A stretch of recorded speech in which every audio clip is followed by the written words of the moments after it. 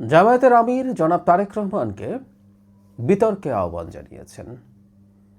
তারেক রহমানের নাম তিনি বলেননি, অপোনেন্টস বলেছেন। সো আমরা বুঝতে পারি এই নির্বাচনী ক্যাম্পেইনে দুই দলের দুই প্রধান কেউ কারো ব্যক্তিগতভাবে নাম নিচ্ছেন না, এমনকি দলের নামও নিচ্ছেন না।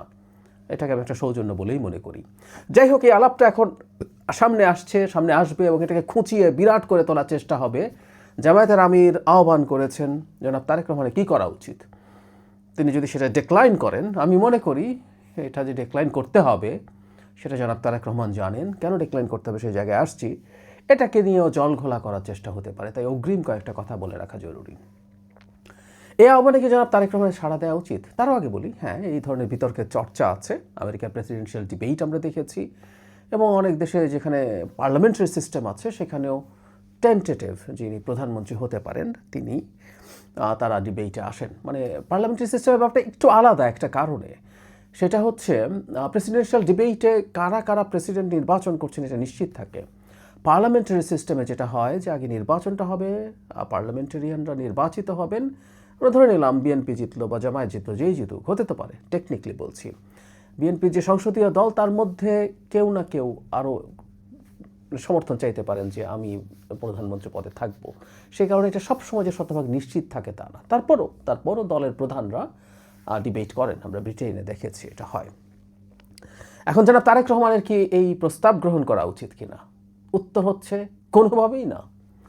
মানে জনাব তারেক রহমান শফিকুর রহমানের সাথে একই স্টেজে ডিবেট করবেন। জনাব শফিকুর রহমানকে সে জায়গাটা দিয়ে দেবেন যে তিনি তারেক রহমানের যোগ্য অপোনেন্ট। কোনোভাবেই সেটা হয়েছে বলে আমি মনে করি না। ইনফ্যাক্ট এইবার এই নির্বাচনে জামায়াতে যে রেজাল্টই হোক না কেন, আমি মনে করি অনেকে যে ভয় পাচ্ছেন, যা ভাবছেন তার চেয়ে অনেক খারাপ ফলাফল তারা করবে। কিন্তু জামায়াত অলরেডি নিজকে এই নির্বাচনে অন্তত বিএনপির প্রতিপক্ষ বা প্রতিদ্বন্দ্বী হিসাবে প্রতিষ্ঠিত করে ফেলেছে। এটাই তাদের বিরাট অর্জন। আওয়ামী লীগ থাকলে জামাত এই জায়গায় কোনোভাবেই যেতে পারতো না। আওয়ামী লীগকে নিষিদ্ধ করার পেছনে এই রাজনীতিটাও খুব সিরিয়াসলি ছিল বলে আমি বিশ্বাস করি। আওয়ামী লীগ থাকলে, আমি আবারও বলছি, লড়াই বিএনপি আওয়ামী লীগের মধ্যেই আলোচনা বেশি হতো, জামাত সেখানে খুব বড় ফ্যাক্টর থাকতো না। কিন্তু অলরেডি তারা সেটা দল হিসাবে অর্জন করেছে, যদিও ভীষণ ভীষণ দুর্বল।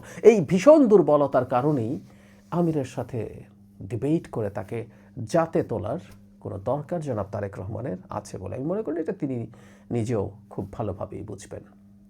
আমরা যে কথাটা ধারণা করছিলাম, যেটা বলছিলাম, এটাকে কেন্দ্র করে কেউ কেউ বলার চেষ্টা করবেন যে তারেক রহমান যথেষ্ট যোগ্য নন, যথেষ্ট কনফিডেন্ট নন, সেই কারণেই তিনি শফিকুর রহমানের সাথে ডিবেট করছেন না, তিনি ভয় পেয়েছেন তাই যাননি। আমরা আগে থেকেই জানি এই কথাগুলো বলা হবে।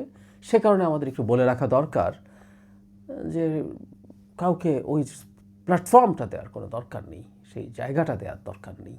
আর ডিবেট হলে কি হতে পারে আমরা সেটাও খুব ভালো মতো বুঝতে পারছি। উনি পলিসির ডিবেটের কথা বলছেন, আমরা পলিসি দেখছি, জামাতের পলিসি কী আছে বা বিএনপির পলিসি কী আছে, তারেক রহমান সেটাকে কীভাবে প্রেজেন্ট করছেন। এখন থেকে না, বহু আগে থেকে আজকে ওনারা পলিসির আলাপ করছেন। তারেক রহমান শেখ হাসিনার সময়ও অনেকগুলো ভিডিওতে তার স্টেট নিয়ে তার চিন্তা, পলিসি, এগুলো নিয়ে ভিডিও বানিয়েছেন, ভিডিওতে জনগণের সাথে কথা বলেছেন। সুতরাং ওগুলো অনেক পুরনো ব্যাপার। নতুন কেউ কেউ করছেন এবং সেটা নিয়ে তারা অনেক কিছু পলিসির আলাপ দিতে চান। যাই হোক, প্রোপাগান্ডা চলবে। তারেক রহমান ভয় পেয়েছেন, তারেক রহমান ক্যাপেবল না, কিন্তু সেই প্রোপাগান্ডায় একেবারেই দৃষ্টি দেওয়ার দরকার নেই। জামাতের আমির তার জায়গা থেকে থাকুন, প্রত্যেকে তার জায়গা থেকে কথা বলুক।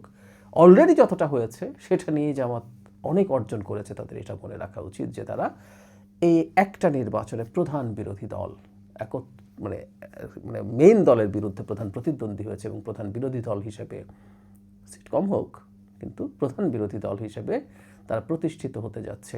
এটাই অনেক কিছু। এটা নিয়ে তারা বহু বছর রাজনীতি করতে পারবে। কারণ বাই এনি চান্স কোর্ট যদি আওয়ামী লীগকে দোষী না পায়, আমরা আইসিটিতে কিন্তু আওয়ামী লীগকে আমরা বিচার করার কথা বলছি, মানবতা বিরোধী অপরাধে তারা দল হিসাবে জড়িত ছিল কিনা সেই আলাপটা করছি, আমরা সেটা দেখতে চাইব।